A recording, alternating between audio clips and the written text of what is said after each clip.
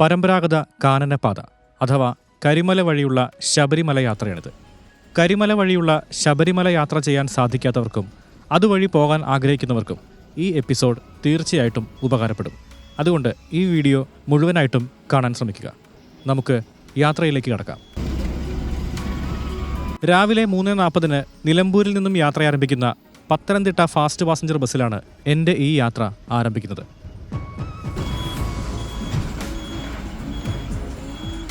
ഭരണങ്ങാനം പള്ളിയും അരുവിത്തുറ പള്ളിയും കടന്ന് ഷെഡ്യൂൾ ടൈമായ 10:40 തന്നെ ബസ് ഈരാറ്റുപേട്ടയിലെത്തി. ഇവിടെ നിന്ന് എൻ്റെ സഹോദരനും സഹയാത്രികനുമായ ശ്രീരാജൻ സ്വാമി യാത്രയിൽ ജോയിൻ ചെയ്തു.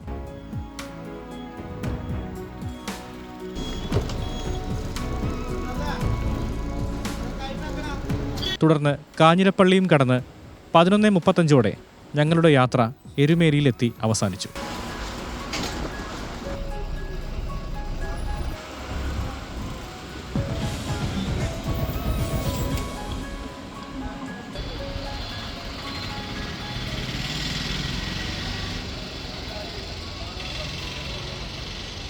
എല്ലാ തവണയും ഉള്ളതുപോലെ എരുമേലി ശ്രീധർമ്മശാസ്താ ക്ഷേത്രത്തിൽ തന്നെ ആദ്യം തൊഴുതു.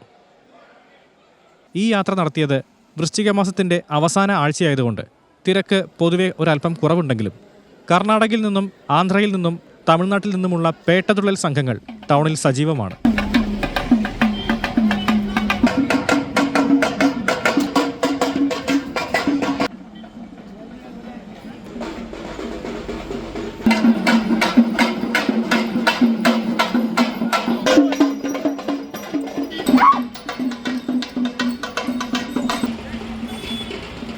തുടർന്ന് വാവർ പള്ളിയും വണങ്ങി പേട്ട ശ്രീധർമ്മശാസ്താ ക്ഷേത്രത്തിൽ തൊഴുതു.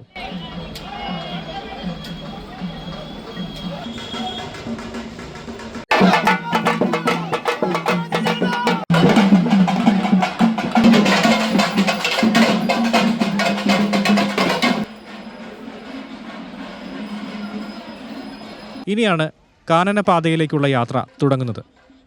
ഉച്ചയൂണ് കഴിച്ച ശേഷം ഞങ്ങൾ മുണ്ടക്കയം ഭാഗത്തേക്കുള്ള ബസ്സിൽ കയറി യാത്രയായി.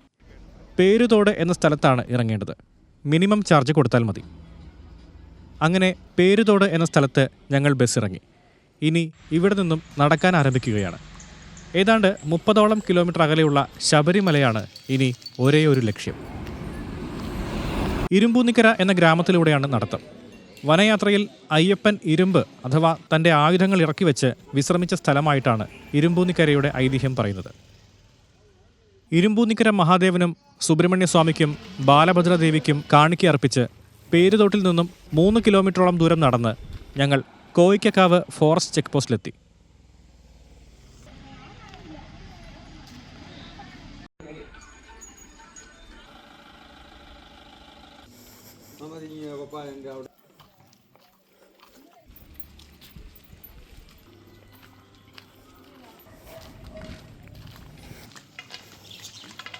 നാൽപ്പത്തഞ്ച് മിനിറ്റ് എടുത്തു പേരുതോടിൽ നിന്നും കോയിക്കക്കാവ് വരെ എത്താൻ. ചെക്ക് പോസ്റ്റിൽ 5 മിനിറ്റ് വിശ്രമിച്ച ശേഷം എരുമേലി റേഞ്ച് വനത്തിനുള്ളിലേക്ക് ഞങ്ങൾ പ്രവേശിച്ചു.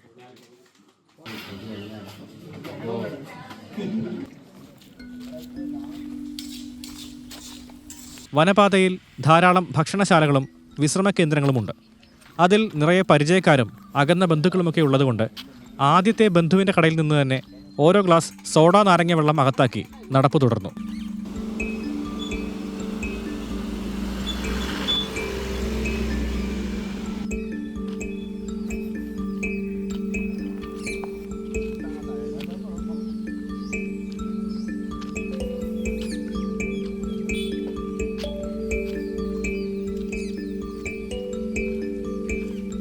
വഴിയിൽ വനവകുപ്പിന്റെ ഏറുമാടങ്ങൾ കാണാം.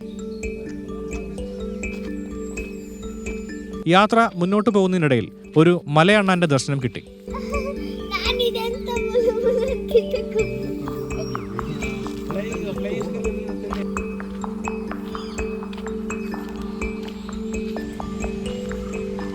അടുത്ത ബ്രേക്ക് മറ്റൊരു പരിചയക്കാരന്റെ കടയിൽ കടുംചായ കുടിക്കാൻ വേണ്ടിയായിരുന്നു.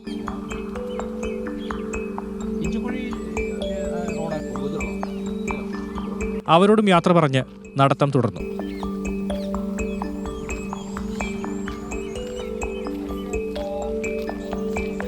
അയ്യപ്പോ.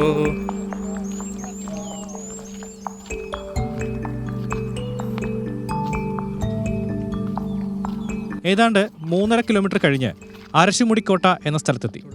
കോയിക്കക്കാവിൽ നിന്നും 1.5 മണിക്കൂറോളം സമയമെടുത്തു ഇവിടെ എത്താൻ. കാടിന്റെ സംരക്ഷകരായ ദേവതകളെയും ഉപദേവങ്ങളെയുമാണ് ഇവിടെ പ്രതിഷ്ഠിച്ചിരിക്കുന്നത്. അവരെ തൊഴുതു വണങ്ങി കാണിക്കയർപ്പിച്ച് ഞങ്ങൾ വനയാത്ര തുടർന്നു.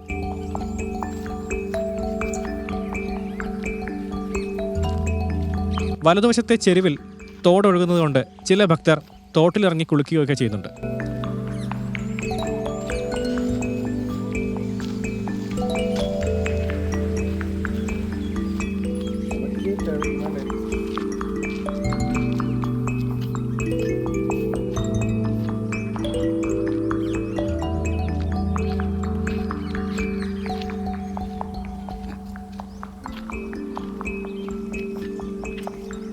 ഐസ് വെള്ളം പോലെ തണുത്ത കാട്ടുചോലയിൽ കാൽ നനച്ച് തൊട്ടടുത്ത കടയിൽ നിന്നും ഓരോ കരിക്കും കഴിച്ച് യാത്ര മുന്നോട്ട്.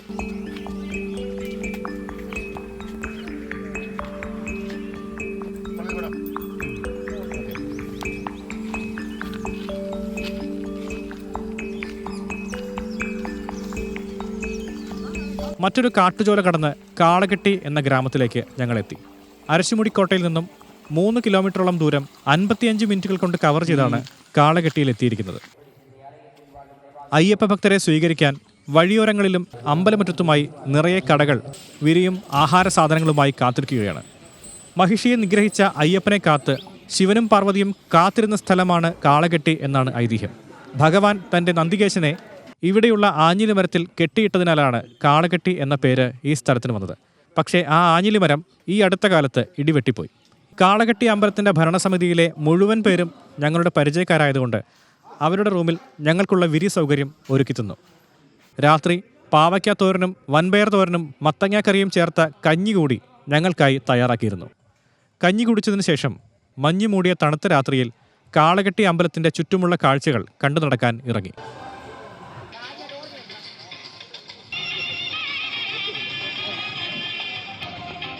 പതിനൊന്ന് മണിക്ക് നടയടച്ച ശേഷം ഞങ്ങൾ നേരെ റൂമിലെത്തി. ശേഷം ഉറക്കത്തിലേക്ക് വഴുതി വീണു.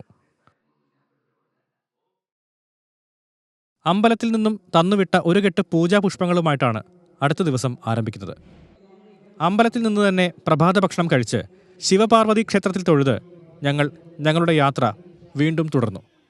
ഇവിടെ നിന്നും ഇഞ്ചിപ്പാറ കോട്ടയിലെ അമ്പലത്തിലെത്തിക്കാനുള്ളതാണ് ഈ പുഷ്പങ്ങൾ. ഈ യാത്രയിൽ അങ്ങനെ ഒരു കാര്യത്തിനും കൂടിയാണ് ഞങ്ങൾ നിയോഗിക്കപ്പെട്ടത്. കാളകെട്ടി അമ്പലത്തിൽ നിന്നും പുറത്തിറങ്ങി ഇനി മുണ്ടക്കയം പമ്പാവാലി റോഡിലൂടെ കുഴിമാവ് ഭാഗത്തേക്ക് നടക്കണം.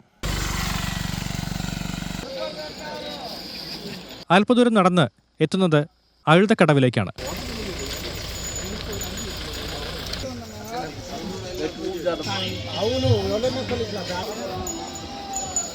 അഴുത നദിയിൽ കുളിച്ച് കല്ലിടാം കുന്നിലേക്കുള്ള കല്ലുകൂടി എടുത്താണ് ഭക്തർ അഴുതമേട് കയറുക.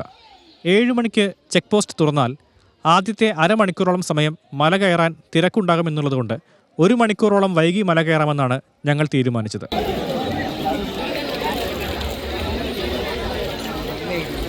നദിയിൽ നിന്നും കല്ലെടുത്ത ശേഷം ഞങ്ങൾ കടവിൽ നിന്നും യാത്ര തുടർന്നു. പെരിയാർ ടൈഗർ റിസർവിലേക്കാണ് ഇനി പ്രവേശിക്കാൻ പോകുന്നത്. രാവിലെ 7 മുതൽ ഉച്ചയ്ക്ക് 2:30 വരെയാണ് ഇതുവഴി പ്രവേശനം. പ്ലാസ്റ്റിക്കോ തീപിടിക്കുന്ന വസ്തുക്കളോ ലഹരി പദാർത്ഥങ്ങളോ ഉണ്ടോ എന്ന വനം വകുപ്പിൻ്റെ വിശദമായ പരിശോധനയ്ക്ക് ശേഷം ഞങ്ങളെ മുന്നോട്ട് കടത്തിവിട്ടു. ഇവിടെ നിന്നും മുക്കുഴിക്ക് 4 കിലോമീറ്റർ ദൂരമുണ്ട്. അഴുതക്കടവ് മുതൽ പമ്പ വരെ മൊത്തം 18 കിലോമീറ്ററാണ് ദൂരം.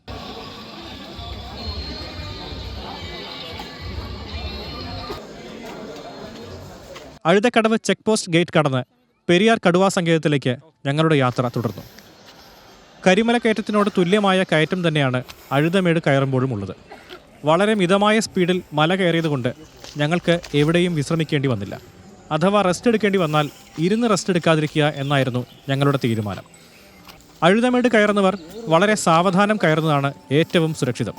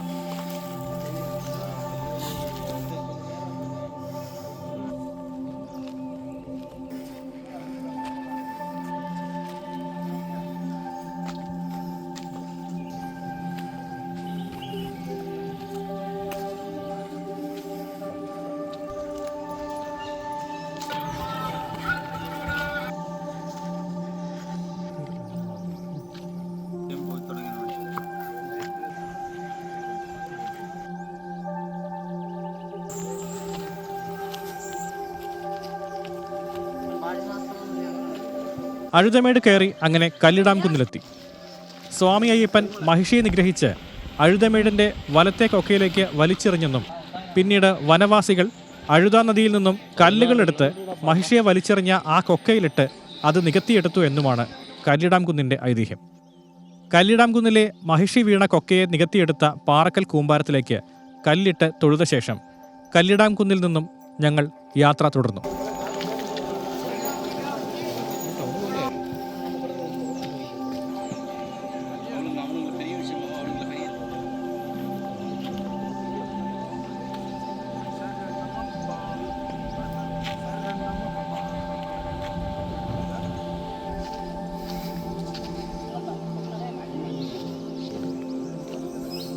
കല്ലിടാം കുന്നിൽ നിന്നും ഇഞ്ചിപ്പാറ കോട്ടയിലേക്ക് നീളുന്ന വഴിയുടെ ഈ ഭാഗം മുതൽ അങ്ങോട്ട് വളരെ ക്രൂഷ്യലായ ആനത്താരകൾ കടന്നു പോകുന്നുണ്ട്.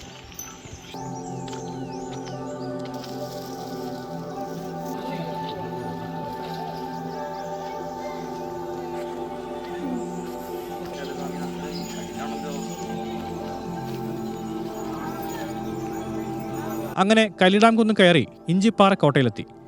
അയ്യപ്പൻ്റെ സഹചാരിയായും മലദൈവങ്ങളിലെ പ്രധാനിയായും കണക്കാക്കപ്പെടുന്ന ഉടുമ്പാറ വില്ലൻ പ്രധാന പ്രതിഷ്ഠയായുള്ള ക്ഷേത്രമാണ് ഇവിടെയുള്ളത്.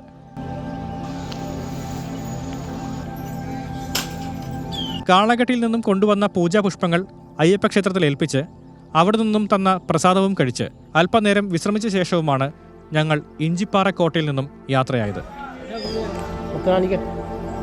ഇനി മുക്കുഴി വരെ മലയിറക്കമാണ്.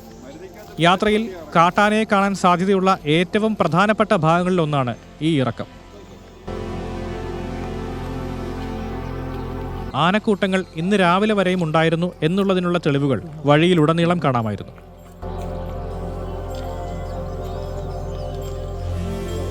ഈ വഴിയുടെ വശങ്ങളിലെല്ലാം ചതുപ്പ് നിലങ്ങളായതിനാലാണ് ആനത്താരകൾ കൂടുതലായി ഈ ഭാഗത്ത് കാണാൻ കാരണം.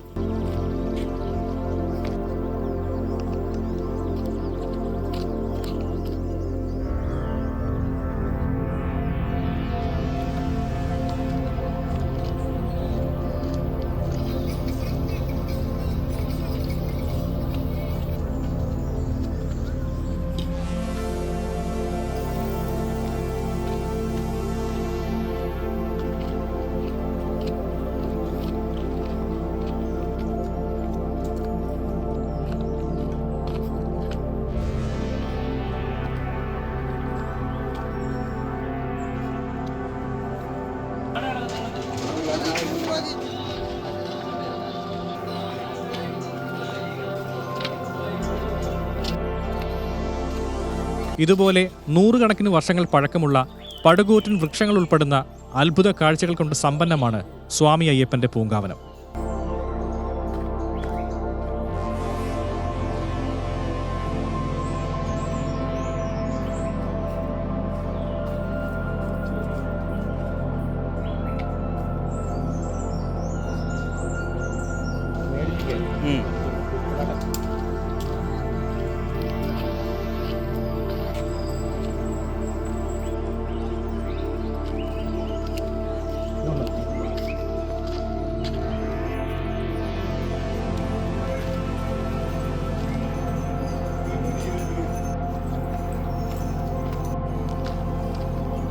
അങ്ങനെ 1 മണിക്കൂർ കൊണ്ട് ഇഞ്ചിപ്പാറ കോട്ടയിൽ നിന്നും ഞങ്ങൾ മുക്കുഴിയിൽ എത്തിച്ചേർന്നു. കാളകെട്ടി പോലെ മുക്കുഴിയും റോഡ് കണക്ടിവിറ്റിയുള്ള ഇടത്താവളമാണ്. പ്രതീക്ഷിച്ചതിലും 2.5 മണിക്കൂർ നേരത്തെ മുക്കുഴിയിലെത്തിയതുകൊണ്ട് ഒട്ടും സമയം കളയാതെ മുക്കുഴി ദേവീക്ഷേത്രത്തിൽ തൊഴുത് ഞങ്ങൾ യാത്ര തുടർന്നു.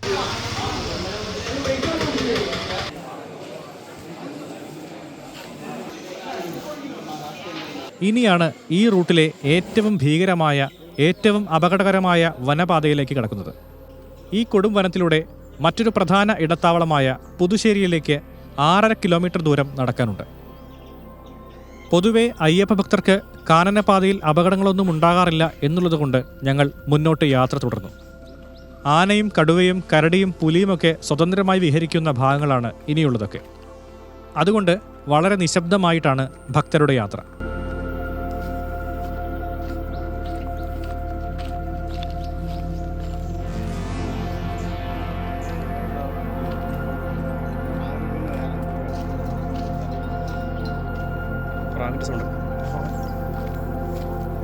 ആനപ്പിണ്ടങ്ങളും ആന ചവിട്ടി മെതിച്ചുപോയ സ്ഥലങ്ങളും കടന്ന് ഏറ്റവും ശ്രദ്ധയോടെയാണ് ഞങ്ങൾ മുന്നോട്ട് പോയത്.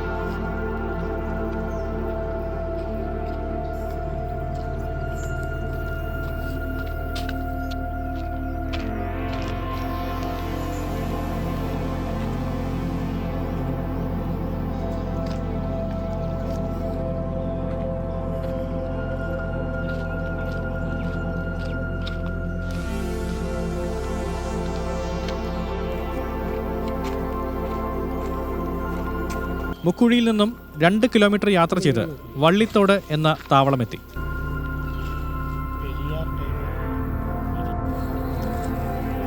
ഇതുപോലെയുള്ള താവളങ്ങളിലെല്ലാം വിരിവയ്ക്കാനുള്ള സൗകര്യവും സൗജന്യ കുടിവെള്ളവും ഭക്ഷണശാലകളുമൊക്കെയുണ്ട്. മാത്രമല്ല എല്ലാ താവളങ്ങളും മുഴുവനായും ഇലക്ട്രിക് ഫെൻസിംഗ് കൊണ്ട് കവർ ചെയ്തിട്ടുമുണ്ട്. വീണ്ടും ആനത്താരകളിലൂടെയുള്ള വനയാത്ര. കല്ലും മുള്ളും കാലിനുമെത്ത എന്ന് ഏറ്റുവിളിക്കുന്നത് പോലെ കൂർത്ത പാറക്കല്ലുകൾക്കും ഉരുളൻ കല്ലുകൾക്കും മേലെ ചവിട്ടിയാണ് പല സ്ഥലങ്ങളിലും പോകേണ്ടത്.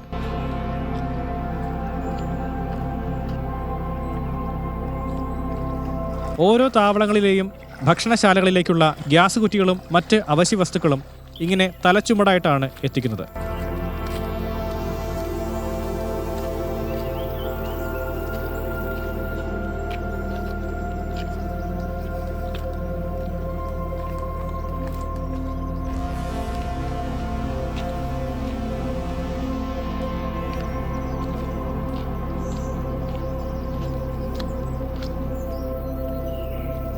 വള്ളിത്തോട് താവളം കടന്ന് 2 കിലോമീറ്റർ ദൂരം നടന്നാൽ വെള്ളാരംചെറ്റ എന്ന താവളമായി.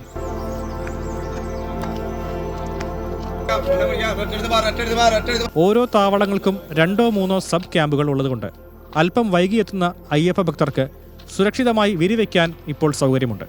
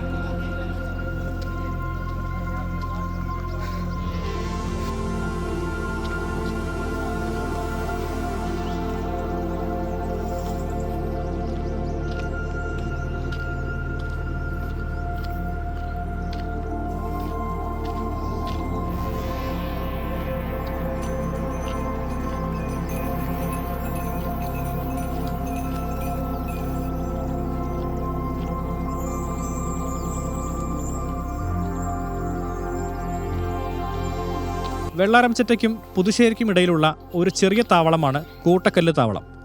സമയം ഉച്ചയോടടുത്തുകൊണ്ടിരിക്കുന്നു. ഏതായാലും മുക്കുഴി കഴിഞ്ഞാൽ കരിമല എത്തുന്നതിന് മുൻപുള്ള സാമാന്യം വലിയ താവളമായ പുതുശ്ശേരിയിൽ വെച്ച് ഉച്ചഭക്ഷണം കഴിക്കാമെന്ന് തീരുമാനിച്ച് ഞങ്ങൾ മുന്നോട്ട് പോയി.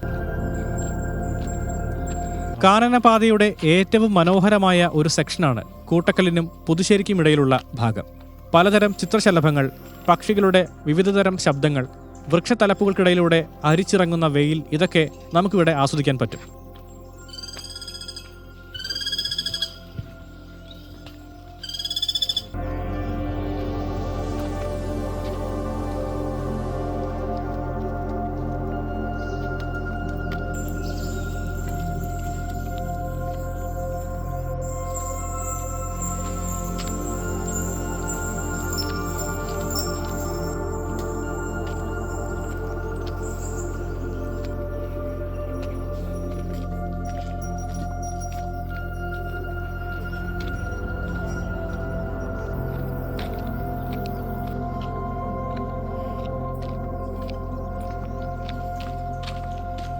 താവളങ്ങളിലേക്ക് പൊറോട്ടയ്ക്കുള്ള മൈദമാവ് ചാക്കുകൾ ചുമന്നുകൊണ്ടുപോകുന്ന ആളുകളെ കാനനപാതയിൽ കണ്ടു. ഏതായാലും കൃത്യം 1 മണിക്ക് തന്നെ ഞങ്ങൾ പുതുശ്ശേരി താവളത്തിലെത്തി. കരിമലയിലേക്ക് 4 കിലോമീറ്ററും പമ്പയിലേക്ക് 8 കിലോമീറ്ററുമാണ് ഇവിടെ നിന്നുള്ള ദൂരം. ഉച്ചഭക്ഷണമായിട്ട് നല്ല ചൂട് കഞ്ഞിയും വൻപയർ തോരനും അച്ചാറും പപ്പടവും ആവശ്യത്തിന് അകത്താക്കി. നല്ല ക്ഷീണവും വിശപ്പും ഉണ്ടായിരുന്നു ഇവിടെ എത്തുമ്പോഴേക്കും.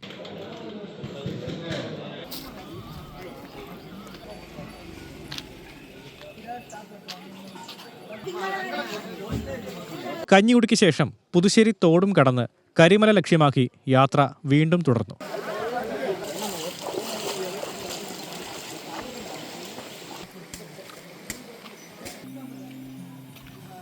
ഇനി അങ്ങോട്ട് കുറച്ചുകൂടി അടഞ്ഞ കാടാണ്. കാട്ടാനകളുടെ വിഹാര കേന്ദ്രമായ കരിമല റൂട്ടിൽ നിറയെ ആനത്താരകളുമുണ്ട്.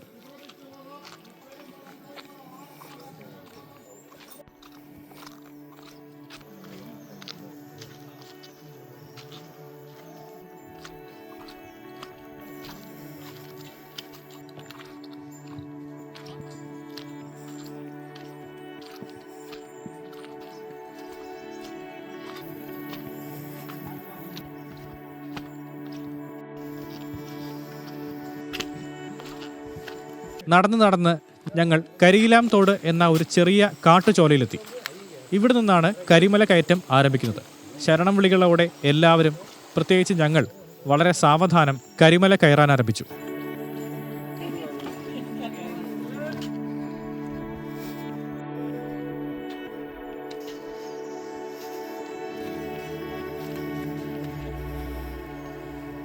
ഏഴ് ഘട്ടങ്ങളായിട്ടാണ് കരിമല കയറ്റമുള്ളത്. ഓരോ ഘട്ടം കഴിയുമ്പോഴും ഒരു നിരപ്പുണ്ട്. ആ നിരപ്പ് ഭാഗത്ത് ഭക്ഷണശാലകളുമുണ്ട്. മാത്രമല്ല, ഓരോ ഘട്ടം കഴിയുന്തോറും കയറ്റത്തിൻ്റെ ചെരിവ് കൂടി വരും എന്നുള്ളതാണ് കരിമല കയറ്റത്തിൻ്റെ മറ്റൊരു പ്രത്യേകത.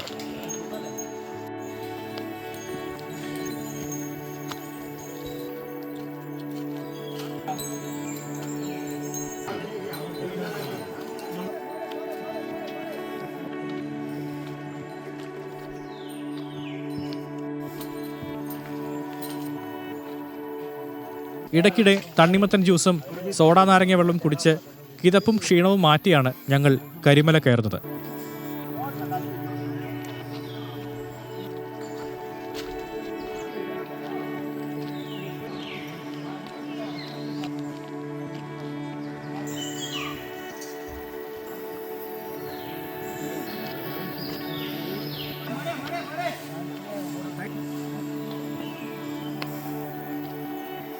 കരിമല കയറ്റത്തിൻ്റെ പകുതി എത്തുമ്പോഴേക്കും കരിമല താവളമായി.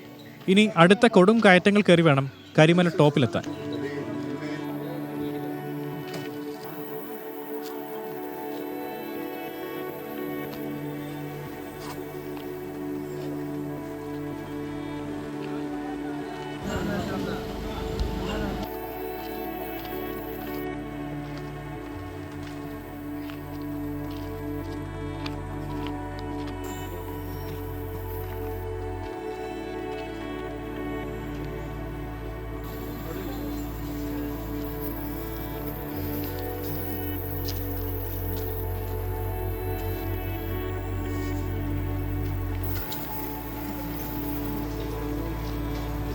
അങ്ങനെ പുതുശ്ശേരിയിൽ നിന്നും 4 കിലോമീറ്റർ ദൂരമുള്ള കരിമല കയറ്റം കയറി Karimala ടോപ്പിലെത്തി.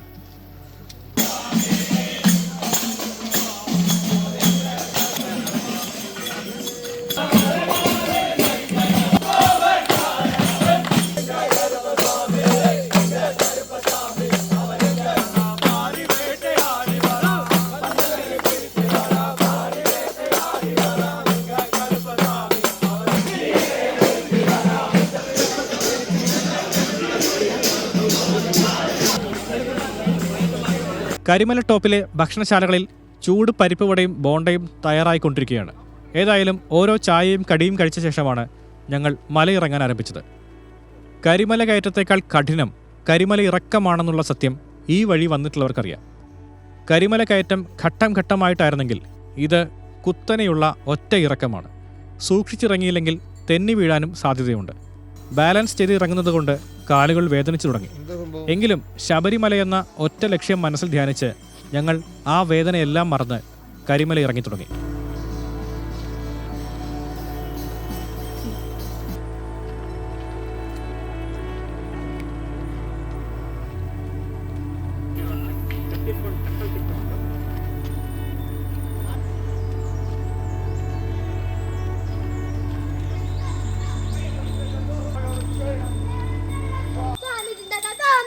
Ayyappa tindaga tom tom. Swami tindaga tom tom. Ayyappa tindaga tom tom. We are living.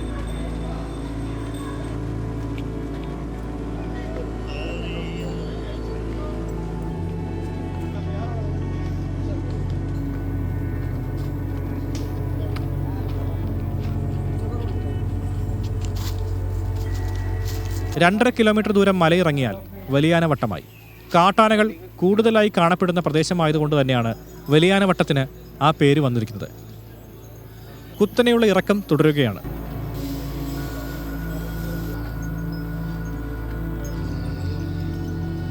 ഇവിടെയെല്ലാം വഴിയെക്കുറിച്ചുള്ള മുന്നറിയിപ്പ് ബോർഡുകളും വെച്ചിട്ടുണ്ട്.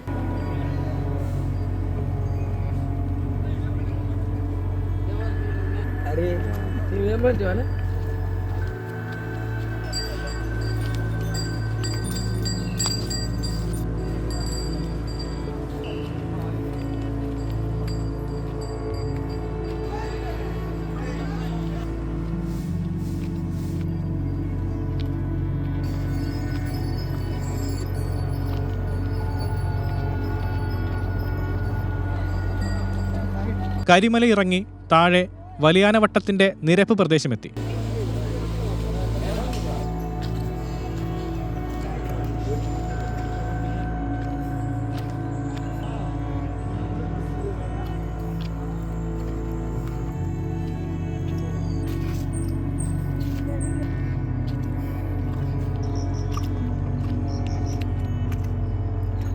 ഇവിടെ നിന്ന് അങ്ങോട്ട് പമ്പാ നദിയുടെ തീരത്തുകൂടിയാണ് യാത്ര. ദൂരെ നിന്നും പമ്പയിൽ നിന്നുള്ള അനൗൺസ്മെന്റുകളും പാട്ടുകളും കേൾക്കാം.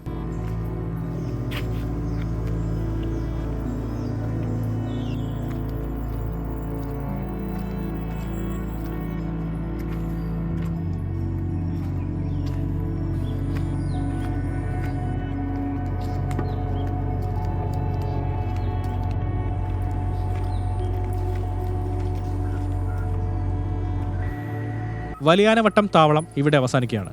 ഇനി ചെറിയാനവട്ടമാണ്. അതായത് ഏതാണ്ട് പമ്പ എത്തി എന്ന് പറയാം.